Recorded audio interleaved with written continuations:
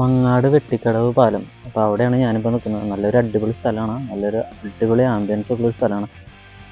പാടത്തിൻ്റെ ഇവിടേക്ക് കയറി പോയി കഴിഞ്ഞാൽ കുറേ ചൂണ്ടിടുന്ന ചേട്ടന്മാർ ഇവിടെ വന്നിട്ട് ചൂണ്ടിടുന്നൊക്കെ ഉണ്ട്. 2 പേരുണ്ടായിരുന്നു, അവരിപ്പോൾ പോയി. വായിക്കാൻ പറ്റുന്നുണ്ട്. പൊതുജനങ്ങളുടെ ശ്രദ്ധയ്ക്ക് പാടത്ത് വരുന്നത് ഇതിന് പരിസര പ്രദേശങ്ങളും മദ്യം മയക്കുമരുന്ന് ലഹരി വസ്തുക്കൾ മുതലായവ ഉപയോഗിക്കുന്നതും പ്ലാസ്റ്റിക് മാലിന്യങ്ങളും നിക്ഷേപിക്കുന്നതും കർശനമായി നിരോധിച്ചിരിക്കുന്നു. അപ്പോൾ അവിടെ സംഭവം ഉണ്ടെന്നർത്ഥം. ഇതിങ്ങനെ പോകുമ്പോൾ എന്താ പറയുക, അങ്ങനത്തെ കപ്പിൾസ് ഇങ്ങനെ അടിപൊളി സ്ഥലങ്ങളൊക്കെയാണ്. നല്ല പാലം.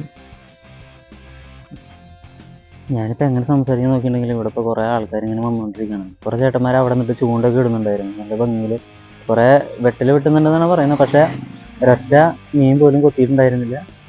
നല്ല അടിപൊളി സ്ഥലമാണ്. കുറച്ചും കൂടി വെള്ളം കയറി കഴിഞ്ഞാൽ നല്ല ഭംഗിയൊക്കെ ഉണ്ടാവും. അപ്പോൾ ഇവിടെ തന്നെ ഒരു ഇതാണ്, വെള്ളം വറ്റിയാലും വെള്ളം കൂടിയാലും ഒക്കെ നല്ല ഭംഗിയുള്ളൊരു സ്ഥലം കൂടിയാണത്. ഈ പാലം എന്ന് പറയുമ്പോൾ നമ്മുടെ കാട്ടകാമ്പാലിനായിട്ട് ബന്ധിപ്പിക്കുന്ന ഒരു പാലമാണെന്ന് തോന്നുന്നു. അതായത് കുന്നംകുളത്ത് നിന്ന് നമ്മൾ പഴഞ്ഞി ചിറക്കിലേക്ക് പോകുമ്പോൾ ഈ ഒരു പാടത്തിൽ കൂടെ ഒരു ഷോർട്ട് കട്ട് ഉണ്ട്. വളരെ സിമ്പിളായിട്ട് നമുക്ക് പോകാനും പറ്റും. ഒരുവിധ ആൾക്കാരൊക്കെ ഈ ഒരു പാതയും കൂടി യൂസ് ചെയ്യുന്നുണ്ട്. ഇവിടെ കൃത്യമായിട്ട് പറയണമെങ്കിൽ ഈ പാടത്തൊക്കെ വെള്ളം ക്രമീകരിക്കാൻ വേണ്ടിയിട്ടാണ് ഇങ്ങനെ ബണ്ടുകളൊക്കെ ഉണ്ടാക്കിയെന്നാണ് എനിക്ക് തോന്നുന്നത്. കാരണം അവിടെ കുറേ പമ്പ് ഹൗസുകളൊക്കെ ഞാൻ കണ്ടിരിക്കുന്നു.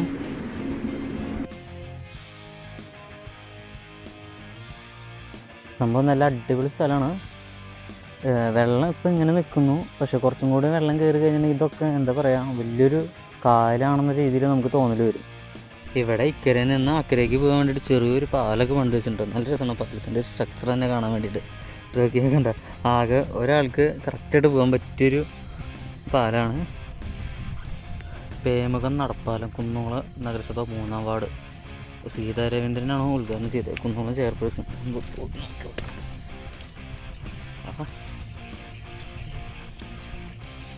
ഇവിടെ ഇങ്ങനെ വെള്ളം ഇങ്ങനെ ഒഴുകി വരുന്നു, ഇവിടെ വെള്ളം ഒഴുകി പോകുന്നു.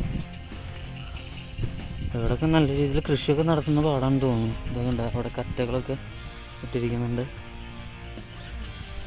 നല്ലൊരു ഭംഗിയുണ്ടല്ലോ, നല്ല ഒരു ക്ലൈമറ്റ്, അതേപോലെ തന്നെ നല്ല സീനറികൾ. കേരളത്തിൻ്റെ ഒരു ഭംഗി എന്ന് പറഞ്ഞാൽ തന്നെ ഇങ്ങനെയാണ്. ഈ പച്ച പിടിച്ച് നിൽക്കുന്ന ഈ ഒരു സംഭവങ്ങളൊക്കെയാണ് കേരളത്തിൻ്റെ ഏറ്റവും നല്ല ഭംഗി എന്ന് പറയുന്നത്. ഇവിടെ ഇപ്പോൾ ഏകദേശം സമയമാണ്, സന്ധ്യ മയങ്ങിക്കൊണ്ടിരിക്കുന്നു. നല്ല അടിപൊളി ക്ലൈമറ്റ്. വെയിലാറിയതിന് ശേഷം ഇവിടെ നല്ലൊരു രസമാണ്. അപ്പോൾ ഫ്രണ്ട്സിനോ അങ്ങനെ കൂട്ടുകാരനൊക്കെ ആയിട്ട് വന്നിട്ടിരിക്കാൻ പറ്റിയൊരു സ്ഥലം കൂടിയാണ് ഈ ഒരു സ്ഥലം എന്ന് നമുക്ക്. അത് മാത്രമല്ല, നമുക്കിവിടെ എന്താ പറയുക, കുറേ ടൈം സ്പെൻഡ് ചെയ്യാം. നല്ലൊരു വൈബാണ്. ഇനിയിപ്പോൾ 2 അടിക്കണമെങ്കിൽ അടിക്കും പറഞ്ഞു അത് വേണ്ട. നമുക്കങ്ങനെ കുറേ നേരം നമുക്കിങ്ങനെ സ്പെൻഡ് ചെയ്യാം. ഇവിടെ മദ്യപാനമൊന്നും പാടില്ല, കാരണം അവിടെ ബോർഡ് വെച്ചിട്ടുണ്ട്. ഇവിടെ മദ്യപാനം വളരെ കൂടുതലാണ്. പോലീസ് ചെക്കിങ് ഇടയ്ക്കിടയ്ക്ക് ഉണ്ടായിരിക്കും. പിന്നെ മദ്യപാനം മയക്കുമരുന്ന് കൂടുതലുണ്ടെന്ന് പറഞ്ഞിട്ട് പോലീസിൻ്റെ തന്നെ ഒരു ബോർഡ് നമുക്കിവിടെ കാണാൻ സാധിക്കും. ഈ വഴി ഇങ്ങനെ നേരെ പോകണ തിരുത്തിക്കാടിക്കാന്ന് പറയപ്പെടുന്നു, അറിയില്ല. തിരുത്തിക്കാടിക്കാണോ? അങ്ങനെ പോയാൽ പറ്റുമോ നോക്കാം. കിടുസ്ഥലം എന്ന് പറഞ്ഞാൽ കിടുസ്ഥലമാണ്, അതിൽ വേറെ ഒരു ഇതില്ല. ഉണ്ടോ ഇവിടെ വെള്ളം പമ്പ് ചെയ്യാനുള്ളൊരു ഓപ്ഷനൊക്കെ ഉണ്ട് കേട്ടോ. ഇവിടെ അങ്ങനെ പമ്പ് ഹൗസ് കാര്യങ്ങളൊക്കെ കാണുന്നുണ്ട്. അവിടെ നൈസായിട്ട് ഒരു ചേട്ടൻ ഇരുന്നുണ്ട്, മീൻ പിടിക്കുന്നുണ്ട്.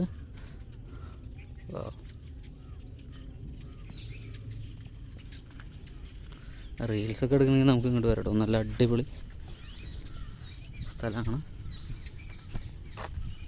പക്ഷേ ഇവിടെ നിന്ന് നമ്മളെന്ത് അഭ്യാസം കാണിച്ചിട്ടുണ്ടെങ്കിൽ നമ്മൾ വെള്ളത്തിൽ വീഴും. അതാണ് ഇതിൻ്റെ ഒരു പ്രത്യേകത എന്ന് പറഞ്ഞിട്ടുണ്ടെങ്കിൽ. അപ്പോൾ വെള്ളത്തിൽ വീഴാണ്ട് നമ്മൾ റീൽസ് എടുക്കാൻ പറ്റുന്നുണ്ടെങ്കിൽ ഇങ്ങോട്ട് വരാം. അപ്പോൾ ഞാൻ നടന്നു വന്ന് വണ്ടി അവിടെ വെച്ച് കഴിഞ്ഞു. അപ്പോൾ എൻ്റെ വണ്ടി എടുത്തിട്ട് വേണം വരാൻ വേണ്ടിയിട്ട്. അപ്പോൾ വണ്ടി എടുത്തിട്ട് നേരെ തിരുത്തിക്കാട് എന്ന് പറയുന്ന സ്ഥലത്തേക്ക് പോകണം. അവിടെ ഇതേപോലെ ഒരു ബണ്ട് കാര്യങ്ങളൊക്കെ ഉണ്ട്. അവിടെ ചെന്നിട്ട് എന്ത് ചെയ്യണം, അവിടെ മീൻ പിടിക്കുന്ന ആൾക്കാരുണ്ടെങ്കിൽ ആ ഒരു ഫോട്ടോസ് കാര്യങ്ങളൊക്കെ നമുക്ക് എടുക്കാം. ഇതിങ്ങനെ പോകുമ്പോൾ നല്ല രസമായിട്ടോ കാണാൻ വേണ്ടിയിട്ട്.